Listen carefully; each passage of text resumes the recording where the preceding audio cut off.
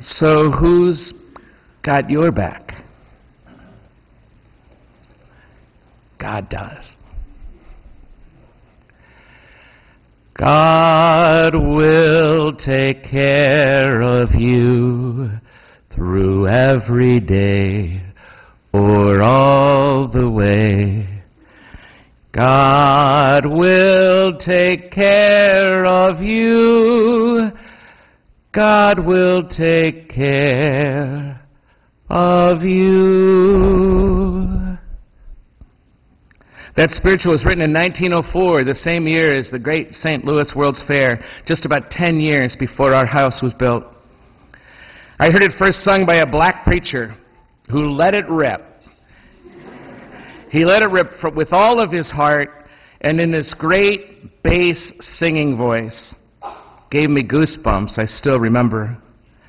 I loved the certainty with which he sang it, the trust he had in those words, and the comfort of the melody that I felt behind the words.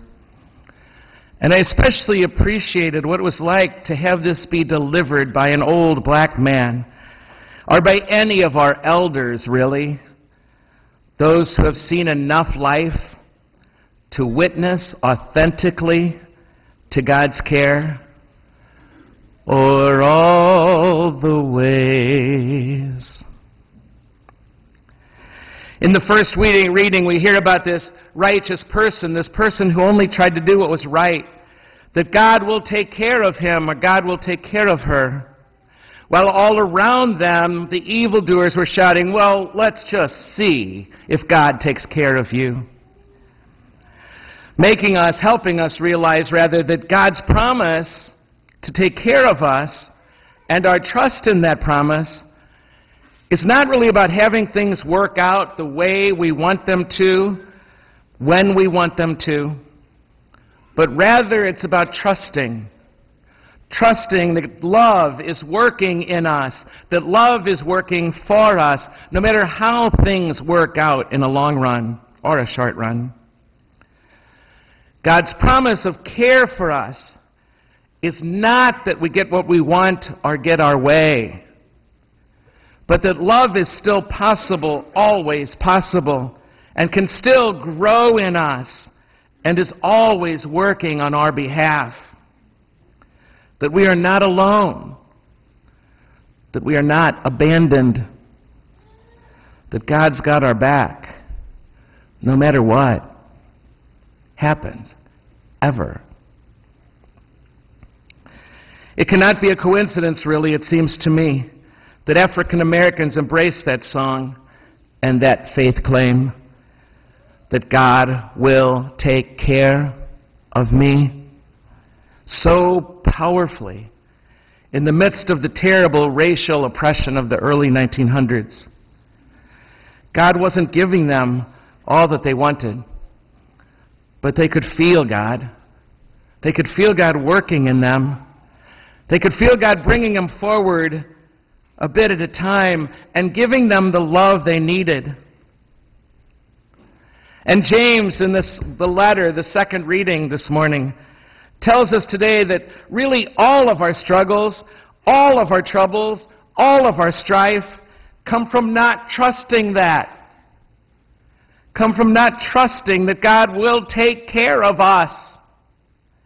He says that we let our passions for getting what we want right away keep us from the peace we could have if we learned how to trust that God will give us what we need, that God will take care of us.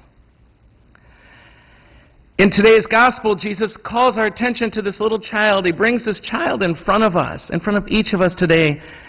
And you know, we're very aware, I think you and I, of how kids are always being taken care of. These little kids are taken care of. It's what parents do. I watch you, young moms and dads, and I see how godly is the way you take care of them. It's godly. And your kids, they just trust. They just know they're going to be taken care of. It's what kids do. But it gets so much harder when we're not kids anymore. when we're 40 or 20 or 60 to trust that. It becomes a decision, really, later on. But we can go back to that childlike trust, you and I. And if that's not enough, we get a case study in this same gospel. Jesus just gets done telling his disciples that he will have to suffer and he will have to die. And what's their response? How would you respond if somebody you love just told you they were going to suffer and die? Not the disciples. They start arguing among who of them is the most important to this guy. Great. It's about dividing up the inheritance before the body has even gotten stiff. Talk about great evidence that I'm not trusting God's care for me when I have to tell everyone else how important I am, how tough I am, how powerful I am, and how perfect I am. So here, in what could have been a perfect timing for Jesus' friends to think about him for a change, and to think about how much he loves them, they're arguing about who's going to make Monsignor.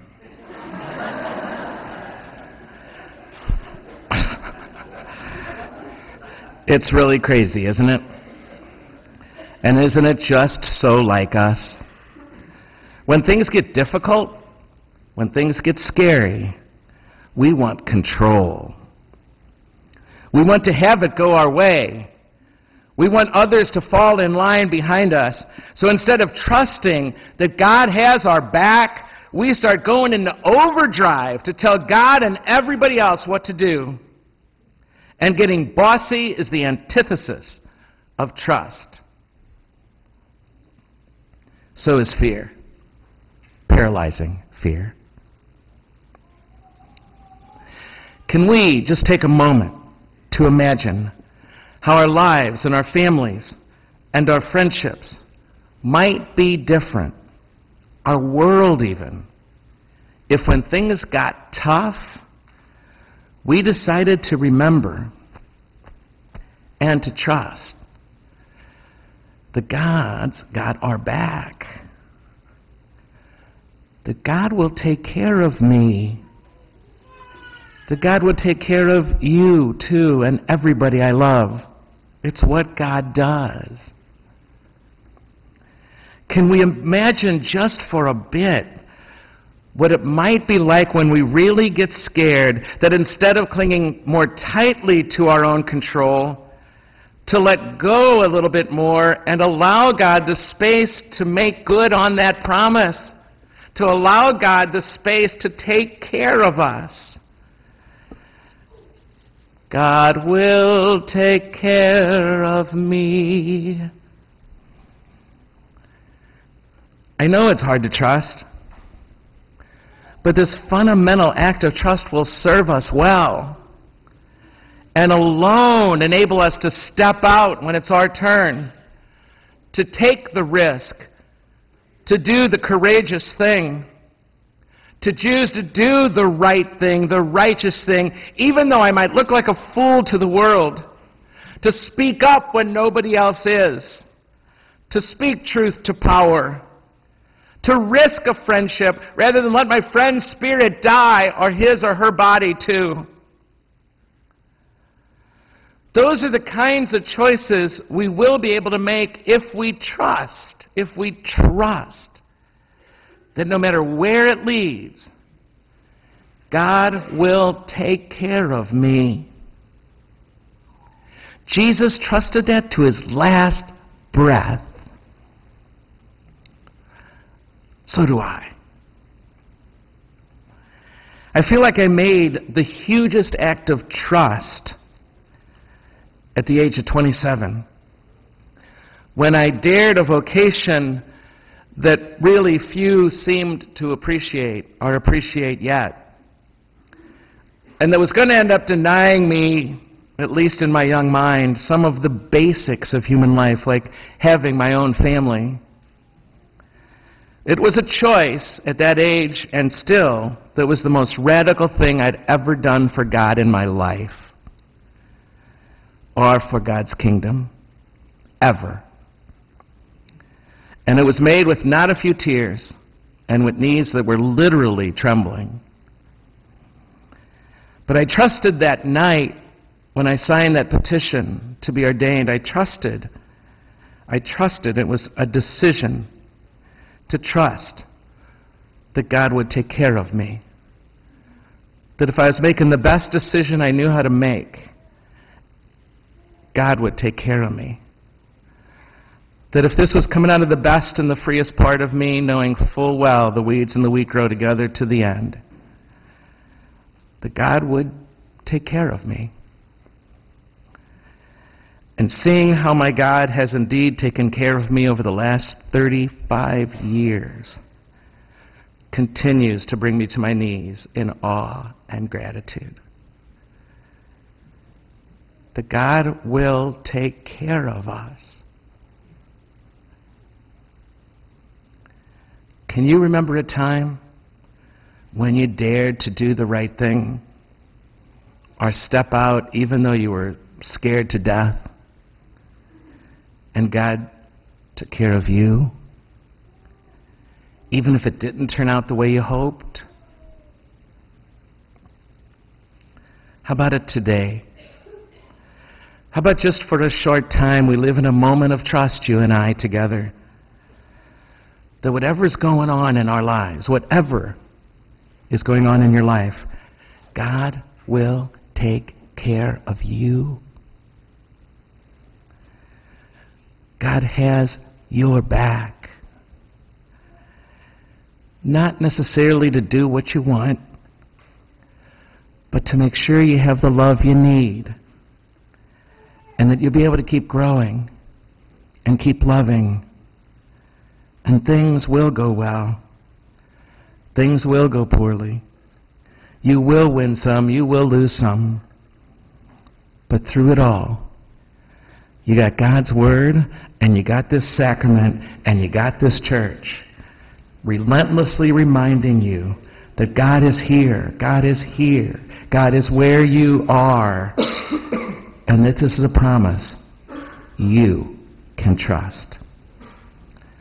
That God is taking good care of us, never allowing our spirit to be destroyed, never allowing any moment of our lives to be without love, never allowing us to falter so much that we can't find our way home again. Indeed, if these scriptures are telling the truth, and if the life and resurrection of Jesus have anything left to say to us, then they tell us simply that God will take care of you. We must, at the very least, trust that that's true. And allow that trust to comfort us, to encourage us, to gentle us, to calm those fears and heal the hurt, and allow our spirits to soar again, even if our bodies can't.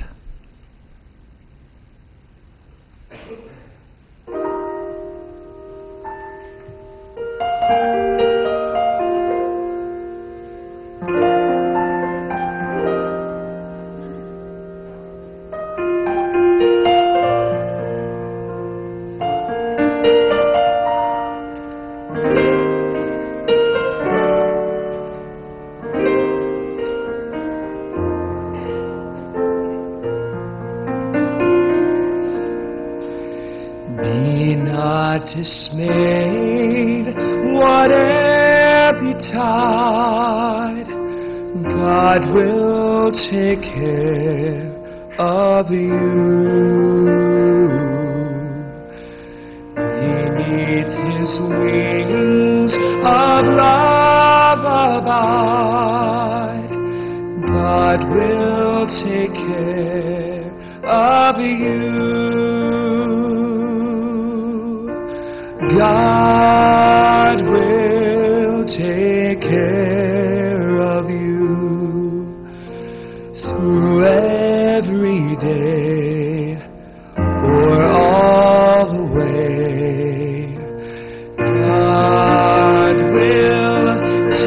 care of you. God will take care of you.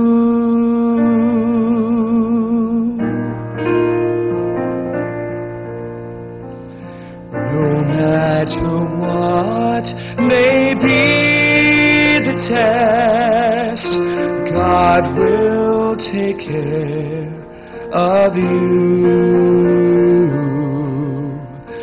Lean, weary one upon His breast, God will take care of you.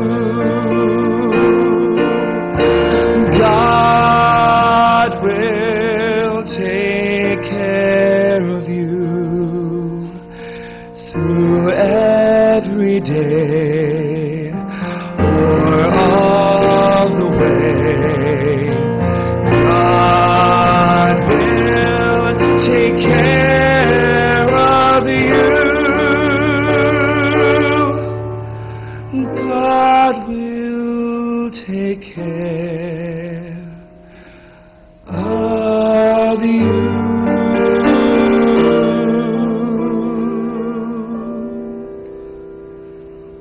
God will take care